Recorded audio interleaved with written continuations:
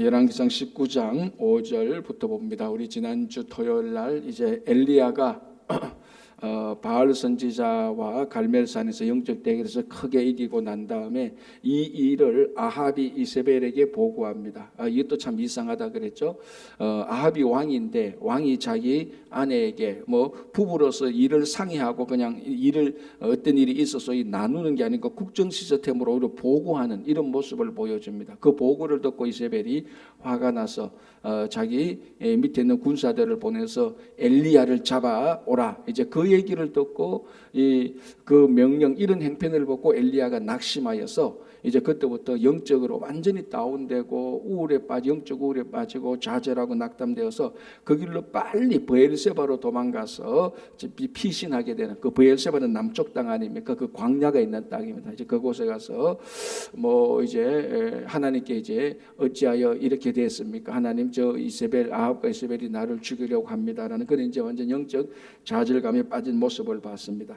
자, 이제 오늘 19장 5절 우리가 그 잘 아는 대로 이제 로뎀 나무 아래, 그 브엘세바 광야에 있는 로뎀 나무 아래에서 이제 내가 그 죽기를 원했을 때 하나님께서 찾아오셔서 하나님께서 천사들을 보내서 이제 엘리야를 위로하는, 그리고 회복시키는 그런 내용들을 저희들에게 보여주고 있습니다. 자, 5절 로뎀 나무 아래에 누워 자더니 천사가 그를 어루만지며 그에게 이르되 일어나서 먹으라 하는지라. 자, 그 광야에 뭐 별로 먹을 게 없지 않습니까? 그때 하나님의 사자가 와서 음식을 마련하고 일어나서 먹어라. 이제 음식을 챙겨주는 것이죠. 6절에 본적 머리맡에 숯불에 구운 떡과 한 병 물이 있더라. 이에 먹고 마시고 다시 누웠더니, 그게 굉장히 다운됐죠. 이게 사람이 다운되면은 몸도 같이 다운되고, 반대면 몸이 다운되면은 영도 같이 다운되고, 왜냐하면 영과 몸이 같이 붙어 있거든요. 우리가 종종 잘못 생각하는 것은 이 두 개가 자꾸 분리되어 있다는 것처럼 우리가 생각할 수가 있습니다. 그러나 성경은 절대로 그렇지 않습니다. 그죠? 영과 몸은 같이 붙어서 같이 작동하는 겁니다. 그래서 둘 중에 한쪽이 나쁘면 한쪽에 영향을 받습니다. 한쪽이 좋으면 또 한쪽에 영향을 받을 수밖에 없죠. 그래서 먼저 이렇게 그 브엘세바까지 피신을 했으니까 그게 한 100마일 훨씬 이상 되거든요. 그러니까 그 당시에 막 이세벨을 피해가지고, 이세벨의 군사들을 피해가지고 긴장하면서 스트레스 받으면서 원망과 불평 좌절감에 빠져가지고 브엘세바 광야에 갔으니 몸이 다 뭐 망가졌을 겁니다. 정말로 뭐 피곤하고 쓰러졌을 겁니다. 마음은 좌절됐죠. 몸은 완전히 꼼짝할 수 없을 정도로 피곤하죠. 자, 이때 하나님의 사자가 와서 먼저 이 엘리야에게 음식을 챙겨놓고 먹도록, 회복시키도록 이제 그렇게 하는 모습들을 보여줍니다. 자, 8절에 이에 일어나 먹고 마시고 그 음식물의 힘을 의지하여 40주 40야를 가서 하나님의 산 호렙에 이르니라. 자, 이제 거기 브엘세바로 가서 하나님의 산 호렙 산으로 또 가는데 한 40일 걸렸습니다. 굉장히 힘이 없고 낙담되었으니까 우리처럼 힘차게 활보를 못했을 겁니다. 가다가 낙담되면 또 쉬고. 그러나 이렇게 한 이유가 뭐냐면, 또 이렇게 된 근거가, 아예 이렇게도 못할 것인데 이렇게 할 수 있는 근거가 오늘 8절 보니까 이에 일어나 먹고 마시고 그 음식물의 힘을 의지하여 되어 있습니다. 자, 이 부분도 우리가 좀 신앙생활할 때 생각해야 될 중요한 부분입니다.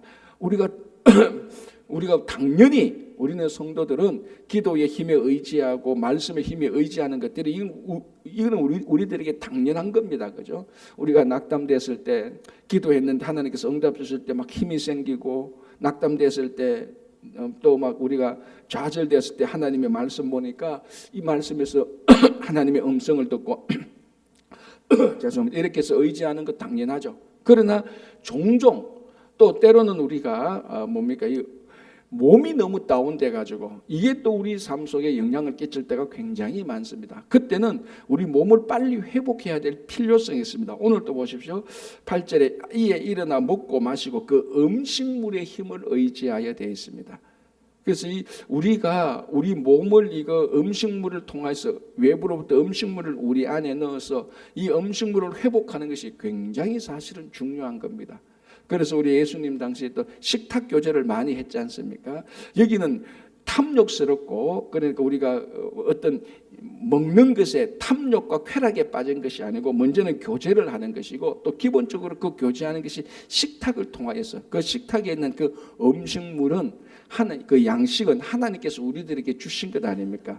하나님께서 우리들에게 양식을 주신다는 것은 그 양식을 통하여서 우리들의 몸을 회복시키는 것, 그죠? 그리고 몸과 영혼이 함께 회복되는 것. 이게 굉장히 중요한데, 그렇다고 해서 먹기를 탐하면 또 되는 건 아니죠, 그죠? 내 인생은 그래서 오직 먹는 것만 내 인생의 목적이다라고, 그것도 잘못된 겁니다, 그죠? 그러나 이 음식물을, 양식을 먹어서 우리가 하루를 살아갈 수 있도록 힘과 에너지를 얻는 것, 그리고 그 힘과 에너지를 얻어서 하나님의 나라를 위해서 쓰는 것, 이것이 우리들의, 하나님의 자녀들이 살아가는 삶의 패턴입니다. 그래서 음식물의 힘을 의지해서 브엘세바에 가서 40일 동안 호렙산에 갑니다. 이 호렙산은 무슨 산입니까? 모세가 하나님으로부터 율법을 받은, 바로 흔히 말하는 시내산, 호렙산 같은 지역으로 보면 됩니다. 이게 이제 왜 이름이 다르냐면은 산맥이 있고 산이 있고 또 산봉우리가 있고 이렇게 해서 이름이 좀 다를 수 있지 않습니까? 우리도 그 에베레스트 산, 그죠? 히말라야 산맥, 뭐 히말라야 산맥이 에베레스트 산, 이런 식으로. 그래서 이게 호렙산하고 시내산하고 사실은 같은 장소라고 보면 됩니다. 그곳에서 모세가 율법을 받은, 즉 하나님의 말씀을 받은 산. 지금 이제 바로 엘리야가 그곳에 다시 가게 됩니다. 호렙산에 이르게 됩니다. 그곳에서 하나님과 만나게 되는. 그리고 또 그곳까지 갈 때에 하나님의 사자가 나타나서 양식을 주어서 몸을 회복하게 하는, 그래서 몸의 회복과 함께 동시에 하나님을 만나게 되는 영적 회복이 동시에 일어나는 겁니다. 같이 일어나는 겁니다. 그렇죠? 자, 9절에 이렇게 되어 있습니다. 엘리야가 그곳 굴에 들어가 거기서 머물더니 여호와의 말씀이 그에게 임하여 이르시되. 자, 앞에서는 정확히 말하면은 천사가, 하나님의 사자가 엘리야에게 이르러서 양식을 주어서 몸을 회복하게 하고, 그 회복된 몸을 가지고 호렙산, 하나님의 말씀이 주어진 산에 가서, 그 산 굴에 가서 이제 또 하나님의 말씀을 듣게 되는, 이런 것들이 다 분리된 게 아니지 않습니까? 다 이렇게 일치되는 겁니다. 다 연결되는 겁니다. 그죠? 자, 그렇게 해서 9절에 다시 엘리야가 그곳 굴에 들어가 거기서 머물더니 여호와의 말씀이 그에게 임하여 이르시되 엘리야가 너가 어찌하여 여기 있느냐?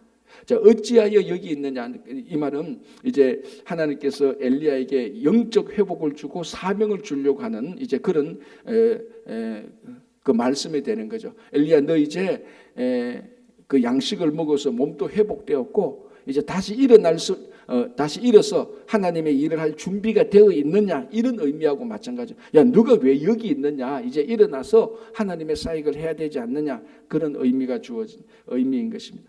10절에 그가 대답하되 내가 만군의 하나님 여호와께 열심히 유별하오니 이는 이스라엘 자손이 주의 언약을 버리고 주의 제단을 헐며 칼로 주의 선지자를 죽였음이며 오직 나만 남았거늘 그들이 내 생명을 찾아 빼앗으려 하나이다. 자, 이게 이제 엘리야가 이렇게 다운된, 좌절된, 낙담된 이유입니다. 자, 여기서 가장 중요한 게 무슨 이 10절에서 엘리야가 하나님에게 내가 지금 상황이 이렇습니다라고 보고하는데 가장 핵심이 무슨 어떤 단어겠습니까?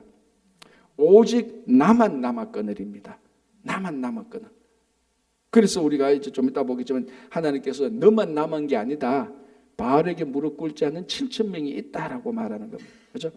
자, 우리가 이렇게 사역을 하고 하다 보면은 뭐라 그럽니까? 외로움 뭐 이런 거 있지 않습니까? 그러니까 우리가 이렇게 함께 교제하면서 신앙생활 할 때, 사역할 때 우리는 이런 사역의 외로움을 많이 사실은 잘 못 느낍니다. 이런 사역의 외로움을 느끼려면은 진짜 깊이, 오늘 또 여기 엘리야가 이렇게 말하죠. 여호와께 열심히 유별하오니, 그러니까 열심히 사역을 하고 이런 상태에서도 왜 내만 하지, 이런 이제 이런 외로움이 이런 외로움이 우리한테 느낄 수 있죠. 그런데 이렇게 깊이 하나님을 위한 특별한 열심이 있어서 사역을 안 해보니까 사역을 하면서 왜 외롭지라는 것을, 외로움을 못 느끼는 분들도 꽤 있습니다. 일단은 이 엘리야가 느낀 좌절을 이 엘리야가 경험했던 이 좌절과 영적 낙담을 느끼기 위해서는 일단은 하나님을 위한 특별한 마음으로 열심히 사역을 해봐야 됩니다. 그런데 그걸 안 하니까 사실 오늘 이 본문을 이해하지 못하는 사람들도 꽤 있습니다. 아니 이게 뭐 왜 사역하다가 이렇게 되지? 사역하면 더 힘을 얻고 더 용기를 얻고 그런 것 아니냐 이렇게 느낄 수 있겠지만, 깊이 사역을 하다 보면은 깊은 또 홀로 아무도 왜 사역을 안 하지? 예를 들어서 사역의 깊이가 이만큼 내려간 사람하고 이쪽에 있는 사람들하고, 이쪽에 있는 사역의 깊이가 안 깊고 얕은 데서는 많은 사람들인데 깊이 내려가면은 사람들이 없으니까 자기 혼자만 있을 것 같은 그런 외로움이 드는 겁니다. 이제 예를 들자면 이제 우리가 다음 주에 갈 나바오 선교, 이제 나바오 인디언 선교 가면은 이제 이런 굉장히 일들을 겪을 수가 있죠. 거기는 척박하고 굉장히 외로운 땅입니다. 사람들이 많지가 않습니다. 거기를 10년, 20년 사역을 하려면은 제일 어려운 게 뭔가 하면은 외로움입니다. 예를 들어서 우리 중미나 남미 쪽에 가면은 거기는 뭐 가면은 주일학교 애들도 많고 어른들도 많고 사역하고 우리 단기 선교 가면 사람들이 몇백 명씩 모이고, 이런 몸은 좀 피곤할 수 있겠지만은 굉장히 하루하루가 일이 많고 바쁘기 때문에 하루하루가 막 이렇게 하면 1년이 금방금방 지나갑니다. 우리도 그렇잖아요, 그죠? 뭔가 너무 바쁜데 피곤한데 그러나 하루하루가 잘 지나갑니다.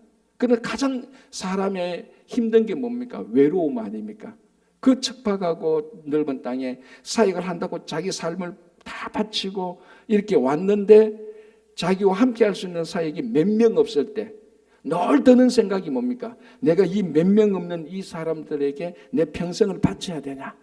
그런 좌절감이 굉장히 드는 겁니다. 그때 어떻게 계속해서 그 영적 그 견고함으로 끝까지 삶을 유지하는 것, 그거는 진짜로 영적으로 견고함과 영적으로 그 깊이와 성숙함이 없으면 일을 하지 못하는 겁니다. 그죠? 그 얕은 물가에서 우리 찬송가도 있지만 얕은 물가에서는 사람들이 많이 놉니다. 그러니까 거기서는 그 얕은 물가에서 사람들이 많아도 좀 갈등이 있고 싸워도 그래도 다 그 일 하루하루를 잘 갑니다. 그러나 깊이 들어가면은 사람이 없어요. 사람들이 우리 사역자가 제일 힘든 게 뭔 줄 압니까? 뭐 일이 많아서 바빠서 힘든 거 하나도 없습니다. 관계에서 힘든 거죠. 그런데 관계에서 힘든 것도 갈등과 뭐 배신 이런 것도 힘들지만요, 관계할 사람이 없을 때 그게 진짜 힘든 겁니다. 혼자 빠져 있을 때. 지금 바로 엘리야가 원망하는 게 그거 아닙니까? 오직 나만 남았다는 겁니다. 이게 제일 힘든 거예요, 사실. 아합과 이세벨이 막 군사들을 이렇게 풀어가지고 이렇게 데리고 올 때 엘리야가 막 도망가는 거, 이것도 되게 힘들지만은 그 광야에 갔는데 자기 혼자만 있는 것, 이 외로움은요 진짜로 견딜 수가 없는 거예요. 지금 엘리야가 바로 이거 말합니다. 이제 나만 남았다라고 말하는 거죠, 그죠? 자, 그래서 죽기를 원하는 건 이제 이런 마음까지도 드는 것 아닙니까? 자, 11절에 여호와께서 이르시되 너는 나가서 여호와 앞에 산에 서라 하시더니 여호와 앞에서 지나가시는데, 자, 오직 나와 남았다라고 말하니까 하나님께서 여기 너와 함께 있다는 것을 보여주기 위함인 것입니다. 자, 그래서 나가보니까 크고 강한 바람이 싹 지나가는데 거기 보니까 하나님이 안 계시잖아요. 그 다음에 지진이 일어납니다. 그 다음에는 불이 나타납니다. 우리가 보통 구약 성경에서 하나님의 임재의 표시가 바로 이런 것들입니다. 불이 있고 크고 강한 바람이 있고 땅이 갈라지고 이럴 때 하나님께서 그곳에 함께 계시다는 가장 전형적인 하나님 임재의 표시입니다.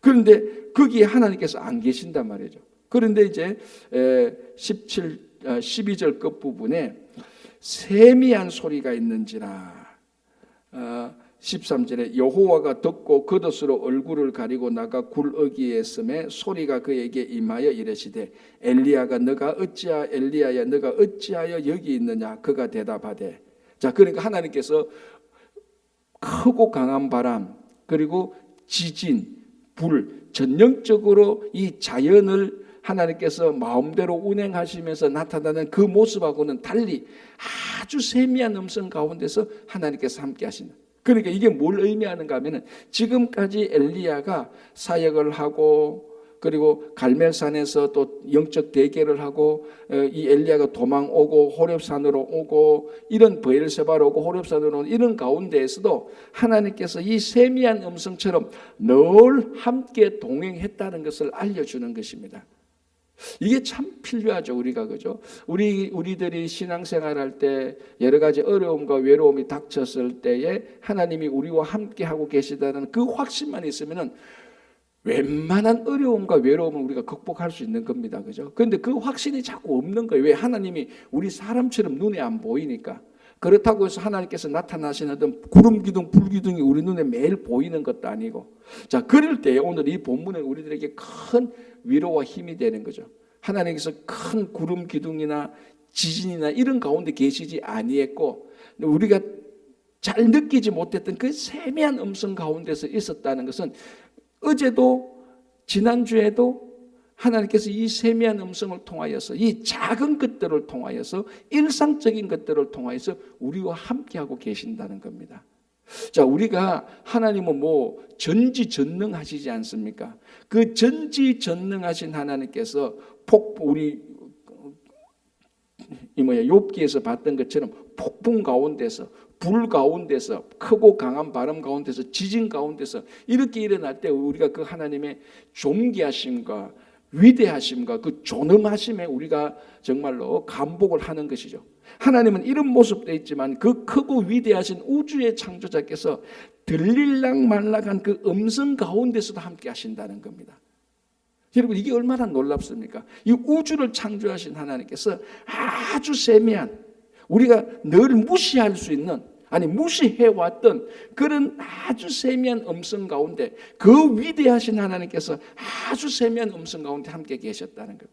그것은 늘 우리가 살아가는 일상 가운데서 하나님께서 우리와 함께 하셨다는 그런 표시와 상징이 되는 것입니다.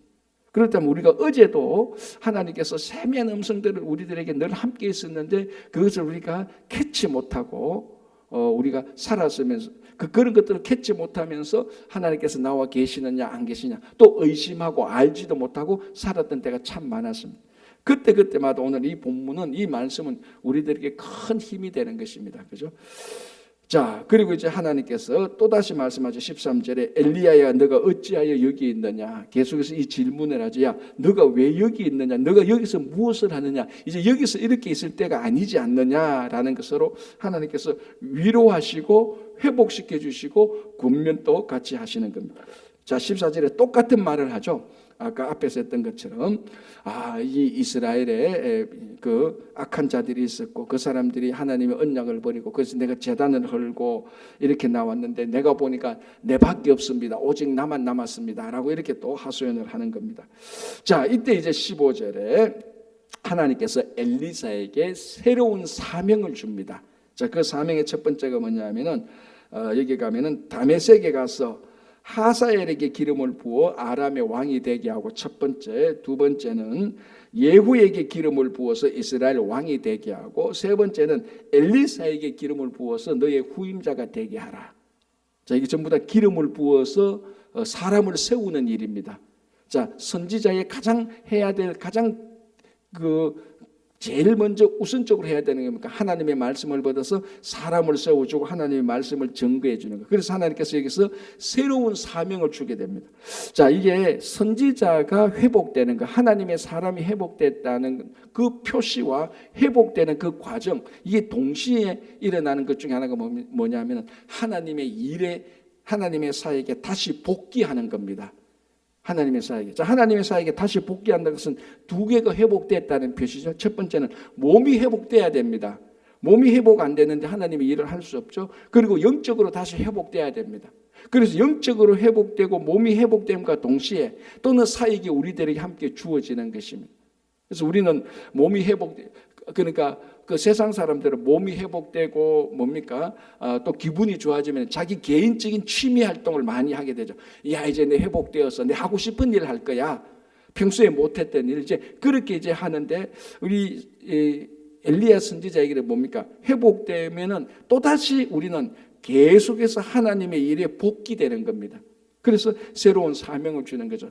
그 아람 왕이 되게 하고 이스라엘 왕이 되게 하고 엘리사는 또 자기의 후임자를 세우게 하는 이런 사역들을 주게 돼서 엘리사가 다시 회복되게 되는 이 과정들을 보여줍니다. 그런데 19장 1절부터 여기까지는 한 선지자가 어떻게 무너지는가, 그리고 무너졌을 때 하나님께서 어떻게 음성을 들려주고 하나님께서 함께 임재하고 있다는 것을 하나님께서 보여주시고 어떻게 회복시켜 주시는가, 몸을 회복시켜 주시면서 하나님께서 함께하고 있다는 사명을 주므로 말미암아 한 선지자를 회복시켜 주시는 것입니다. 그렇죠?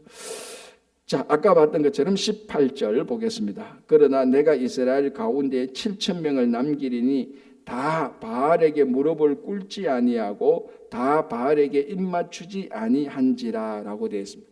아까 엘리야가 두 번이나 엘리야의 가장 힘든 점, 오직 나만 남았다라고 오직 나만 남았다라고 말하는데 하나님께서 너만 남은 게 아니다. 7,000명을 하나님께 남겨두었다. 자, 여기서 7,000명은 숫자 그대로 카운트해서 7,000명이란 그런 의미가 아닙니다. 우리가 성경에서 많은 경우에 숫자가 실제적인 숫자를 말하기도 하지만 많은 경우에 이게 상징적인 의미가 굉장히 많습니다. 특별히 7, 3, 12, 10 이런 숫자들. 오늘도 여기서 7,000명인데 하나님께서 진짜로 카운트 딱 해서 7,000명이 아니고 이 7 곱하기 1000이라는 이런 숫자, 하나님께서 많이 남겨두었다는 그런 의미입니다. 자, 그 대표적인 사람이 누구였죠? 우리가 앞에서 본 대로 왕궁 맡은 자 오바다라 같은 사람. 우리가 지난주에 봤지 않습니까? 그 이세벨이 하나님의 선지자를 죽일 때 오바다는 100명의 하나님의 선지자들을 살려냈습니다. 50명씩 따로따로 굴에 숨겨서. 그러니까 벌써 이런 오바다와 같은 사람, 바알에게 무릎 꿇지 않은 오바다와 같은 사람, 이런 사람들을 우리가 이미 앞에서 봤습니다. 이런 사람들을 하나님께서 많이 남겨두었다 이렇게 말하는 거예요. 자, 이런 말만 들어도 굉장히 이게 사역에 있어서 힘이 나고 보이지 않는 연대감이 생기는 것입니다. 자, 우리에게 예를 들어서 이런 기분하고 똑같죠. 제가 제일 처음에 이제 신학교에 들어갔을 때, 이제 신학교 1학년 되면은 보통 이제 1학년 때는 신학을 하고 이제 2학년, 이제 MDB 2학년 들어가면은 거의 대부분 95% 이상이 각 교회에 가서 이제 교육 전도사부터 사역을 합니다.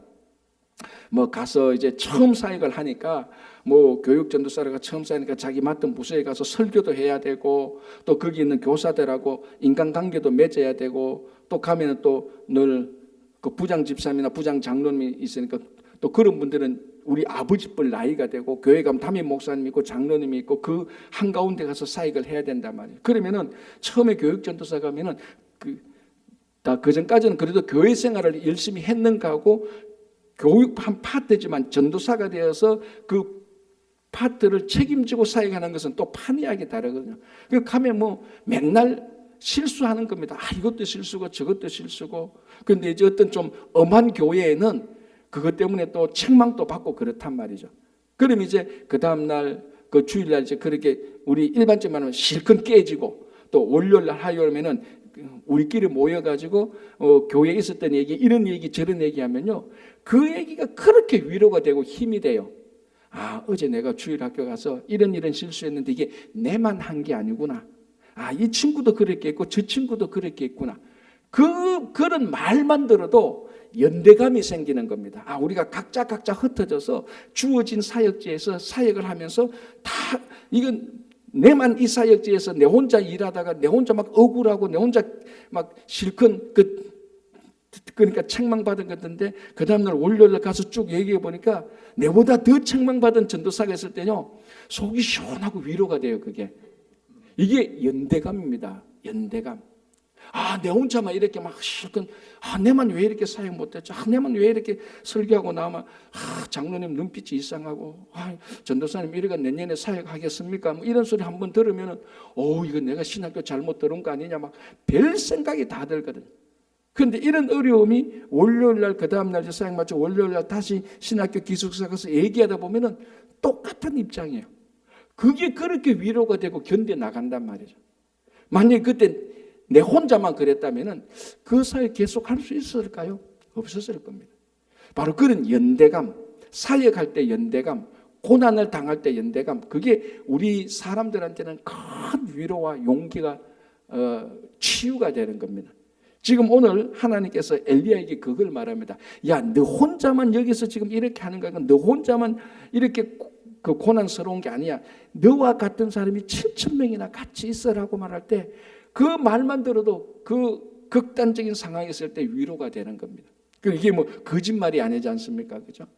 그래서 우리도 이렇게 사역할 때, 야, 내만 이거 너무 사역 열심히 하다가 이거 내만 이상하게 되는 거 아니야? 절대로 그렇지 않습니다. 내가 이렇게 내 혼자 열심히 일하고 하는 것보다 훨씬 더 외로운 땅에서, 훨씬 더 어려움 가운데서 하나님의 나라를 위해서 사역하고 있는 사람을 우리가 확신할 때, 정말로 이게 정말로 가장 성숙한 전 세계적인 사역의 연대감이 생기는 겁니다.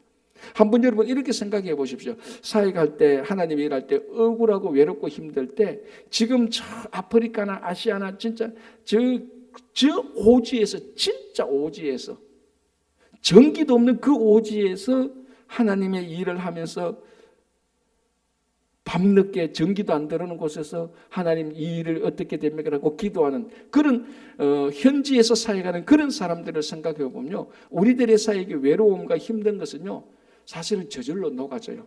그런 사람들과 같이 공감하는 연대감, 그게 굉장히 필요한 겁니다. 그죠? 그게 진짜로 우리가 사역할 때 사람과의 연대감으로 주어지는, 그게 진짜 신앙의 동료심이 생기는 것입니다. 동지애가 생기는 것이죠. 그죠? 자, 이제 19절 보겠습니다. 이제 이 얘기를 듣고 엘리야가 사역을 하러 갑니다. 그 첫 번째 사역이 뭐냐면은 엘리사를 만지는 거죠. 엘리사를 만나는 것이죠. 자기 후임자를 선택하기 위해서. 19절, 엘리야가 거기서 떠나 사밧의 아들 엘리사를 만나니 그가 12계릿소를 앞세우고 밭을 가는데 자기는 12째 계릿소와 함께 있더라. 엘리야가 그리로 건너가서 겉옷을 그의 위에 던졌더니, 자, 엘리야가 이제 하나님께서 하나님으로부터 명령을 받고 사역을 갑니다. 엘리사를 만나러 가는데 가니까 이제 뭐 한참 12계릿소를 들고 한참 이제 그 논에서 밭에서 일을 열심히 하고 있습니다. 그래서 아마 엘리야는 엘리사를 그 전에 이미 알고 있었던 것으로 보입니다. 이런 것을 봤을 때 어쨌든 거기 가서 열심히 일하고 있는 엘리사에게 겉옷을 던집니다. 이게 이제 크게 보면 두 가지 의미가 있거든요. 열심히 일하고 있는 엘리사에게 겉옷을 던져서 잠시 멈추어 봐라, 잠시 스탑해라, 관심을 그 밭일을 열심히 하고 있는 거기에 몰입되어 있는 엘리사의 관심을 이쪽으로 돌리는 표시로서 겉옷을 던집니다. 자, 그 당시에 그 겉옷 한 벌 한 벌이 굉장히 중요하잖아요. 그죠? 오늘날 뭐 우리가 거리에 가면은 뭐 겉옷 있으면은 겉들도 보지도 않습니다. 그죠? 우리도 뭐 바자회 하다 남으면은, 이 옷 남으면은 뭐 진짜 막 이만큼 사가지고 어디에 갖다 주고 도네이션 하거나 아니면 그 뭐 옷 모아주는데 그거 갖다 주지 않습니까? 그러니까 미국이 우리가 얼마나 풍요로운 세상에 살고 있는지 제가 그걸 보면서 느낍니다. 야, 옷이 저렇게 뭐 클라우딩 이래가지고 그 클라우드에 모아놨는데 그 열어보면 뭐 옷이 막 꽉 있지 않습니까? 그런데 진짜로 극단적으로 옷이 없는 사람 한두 사람 외에는요, 그 앞을 지나가는 수백 명의 사람이요, 그들도 보지도 않아요. 우리가 그런 시대에 살고 있어요. 옷이 저기에 가득 차고 있어도 내하고 컬러가 안 맞네, 내 스타일이 안 하네, 사이즈가 좀 다르네, 그들도 보지도 않는 시대가 오늘날 됐습니다. 이 시대는요, 옷 한 벌만 옆에 탁 떨어져도요, 모든 일에서 그 옷에 관심을 가지게 됩니다. 그만큼 삶의 환경이 우리하고 달랐죠. 그죠?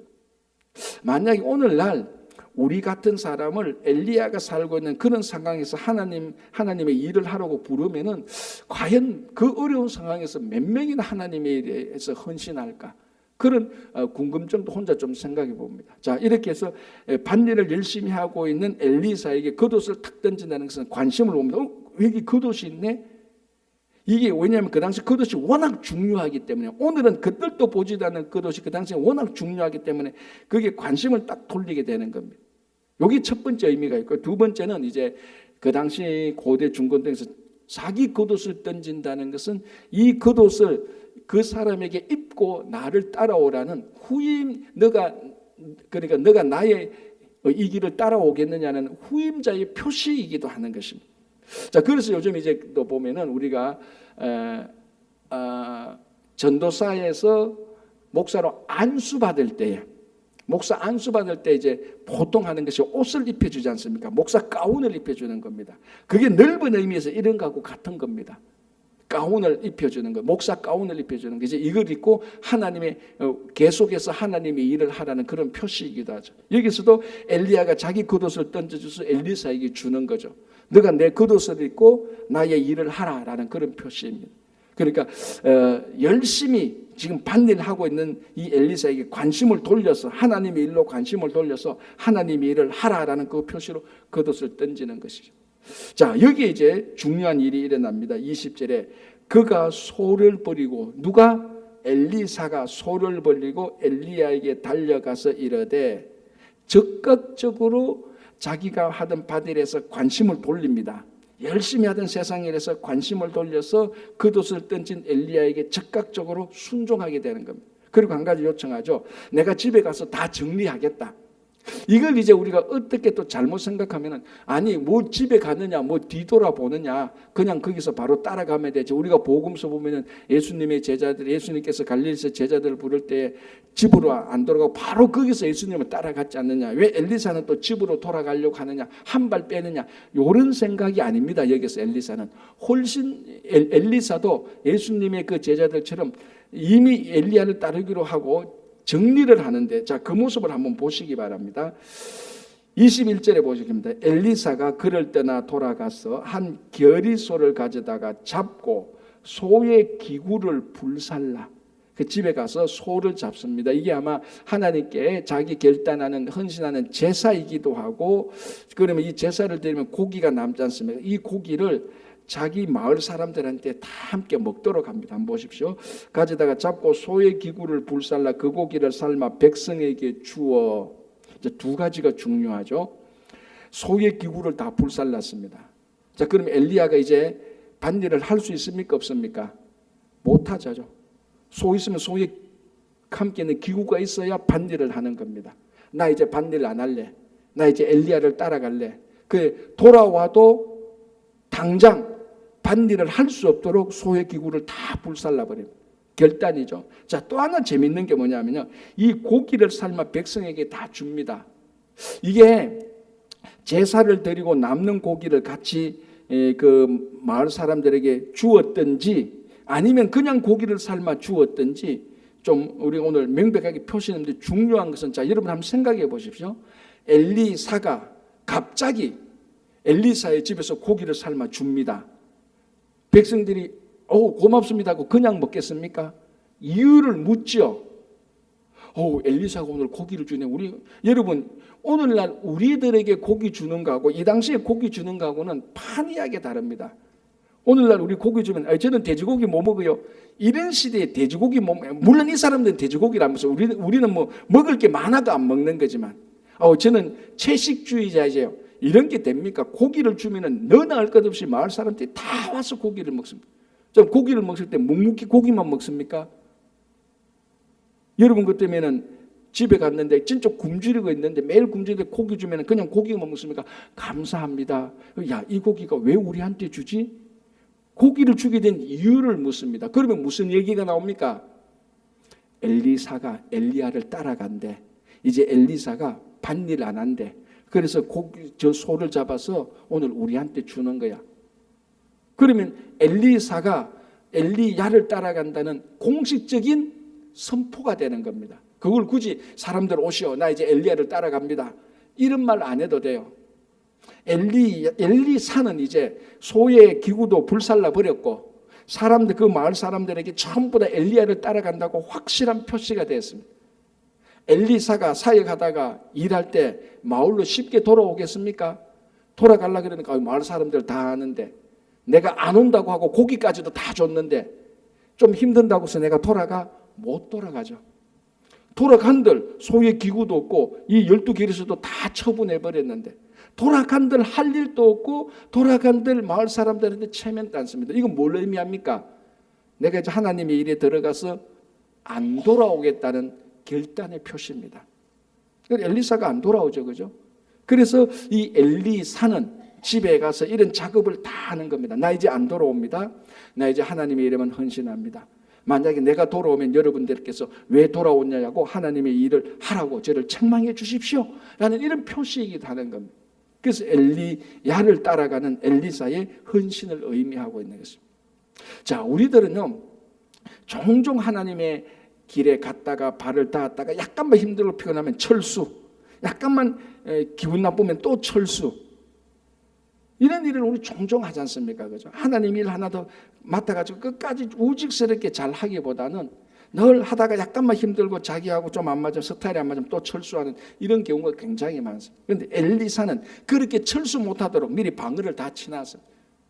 나 이제 못 돌아가라고 하고 그렇게 만들어 놓고 그 사역에 임하면요 어렵고 힘들어도 또 다 견뎌낼 수 있어요. 또 하나님께서 다 능력 주시거든요. 그래서 우리가 이 엘리야를 따라가는 엘리사의 이 헌신과 결단, 이런 것들이 우리에게 참 필요하죠. 그래서 우리가 좀 일을 하다가 약간만 힘들고 피곤하고 우리하고 좀 마음이 안 맞으면 에이 그만둘래, 안 할래, 그게 아니고 거기서 참고 끝까지 견뎌나가면요 하나님의 우리가 귀한 사역자로서 끝까지 나갈 수 있는 그런 여러분들 되시기를 바랍니다. 기도하겠습니다. 하나님 아버지 감사합니다. 오늘 하루를 시작합니다.